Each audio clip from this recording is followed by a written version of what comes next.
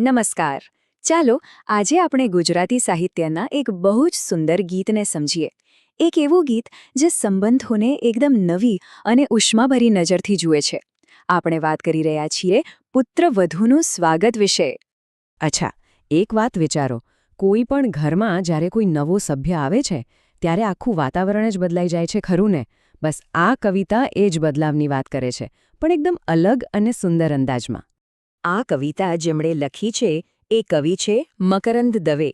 એમનો જન્મ 1922માં અને અવસાન 2005માં થયું હતું. એમણે પોતાની કવિતા પુત્રવધૂનું સ્વાગતમાં એક એવો હકારાત્મક સંદેશ આપ્યો છે જે ખરેખર ઘર અને પરિવારને એક નવી દિશા આપે છે. જુઓ, આ રહી એ મૂળ કવિતા જે આપણે આજે સમજવાના છે. આ શબ્દોમાં છે ને એક ઘરની, એક પરિવારની અને એક નવા સંબંધની હૂંફ છુપાયેલી છે. ચાલો એને એક પછી એક પંક્તિ દ્વારા માણીએ. કવિતાની શરૂઆત જ એટલી જ જોરદાર છે.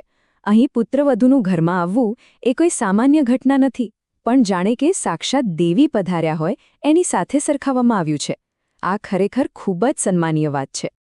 આ પહેલી જ પંક્તિ જુઓ, આજ લક્ષ્મી આવ્યા મારે આંગણે. કવિ અહીં સીધું જ પુત્રવધૂને લક્ષ્મીનું સ્વરૂપ કહી દે છે. આ ખાલી સરખામણી નથી, પણ એમને કેટલું ઊંચું સ્થાન અને માન આપવામાં આવ્યું છે એ બતાવે છે. હવે લક્ષ્મી શબ્દને બરાબર સમજીએ. લક્ષ્મીજીનો અર્થ ખાલી ધન દોલત નથી થતો. એનો અર્થ છે સૌભાગ્ય, સમૃદ્ધિ અને ઘરમાં આવતી પોઝિટિવ એનર્જી. તો જ્યારે કવિ પુત્રવધૂને લક્ષ્મી કહે છે ત્યારે એ કહેવા માંગે છે કે એના આવવાથી ઘરમાં આ બધું જ આવ્યું છે. તો ચલો હવે આગળ જોઈએ કે આ આગમનથી ઘરમાં શું શું બદલાય છે. પુત્રવધૂની હાજરીથી માત્ર લોકોના મન જ નથી બદલાતા, પણ ઘરનો ખૂણે ખૂણો જીવંત થઈ જાય છે. એની હાજરી એક સુગંધની જેમ આખા ઘરમાં ફેલાઈ જાય છે. આ જુઓ, આ પરિવર્તન કેટલું સરસ રીતે બતાવ્યું છે. એક બાજુ હતું સૂનું ખાલીખમ ઘર, અને પુત્રવધૂના આવ્યા પછી એ જ ઘર હવે શણગારેલું, હસતું રમતું અને જીવંત લાગે છે. જાણે કોઈએ સૂકા આંગણામાં હેતનો છોડ રોપી દીધો હોય. અને આ જાદુ થાય છે કેવી રીતે? કવિ કહે છે કે પુત્રવધૂ જ્યારે બોલે છે તો જાણે ફૂલો ખીલી ઉઠે છે. એનો અવાજ પક્ષીઓના મીઠા કલરવ જેવો લાગે છે.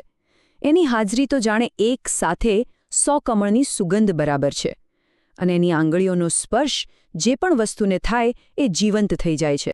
પણ આ કવિતા ખાલી ઘરની સુંદરતાની વાત નથી કરતી, એનાથી પણ ઘણી ઊંડી વાત કરે છે. પુત્રવધૂ કેવી રીતે પરિવારની ગરિમા અને સુરક્ષાનું પ્રતીક બની જાય છે તે અહીં બહુ સરસ રીતે સમજાવ્યું છે. અને આ પંક્તિઓ, આ તો જાણે કવિતાનો આત્મા છે. એ તો ઘરનું છત્તર, ઘરની છાંયડી, ઘરનું અજવાળું. બસ આ 3 શબ્દોમાં કવિએ પુત્રવધૂનું સંપૂર્ણ મહત્વ સમજાવી દીધું છે. એ રક્ષણ પણ છે, શાંતિ પણ છે અને આશાનું કિરણ પણ છે. ચાલો આ 3 રૂપકોને થોડા વધુ ઊંડાણથી સમજીએ. ઘરનું છત્તર એટલે શું?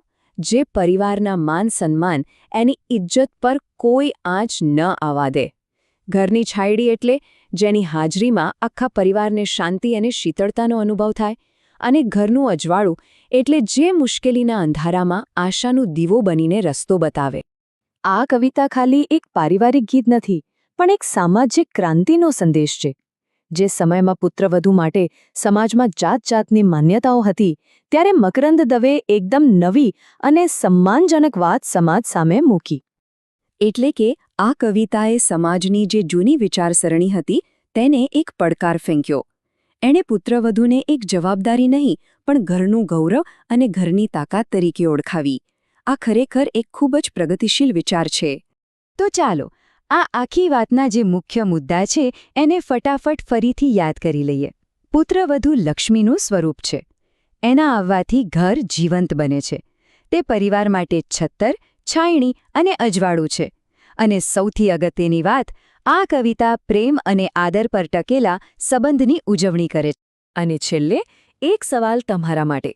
જેવી રીતે આ કવિતાએ એક સંબંધને નવી રીતે જોયો, એવી બીજી કઈ સાહિત્યિક રચનાઓ કે પાત્રો તમને યાદ આવે છે જેણે આપણને જૂની માન્યતાઓ પર ફરીથી વિચાર કરવા માટે મજબૂર કર્યા હોય? આ સવાલ સાથે આજનું આ વિશ્લેષણ અહીં પૂરું કરીએ છીએ. વિચારતા રહેજો.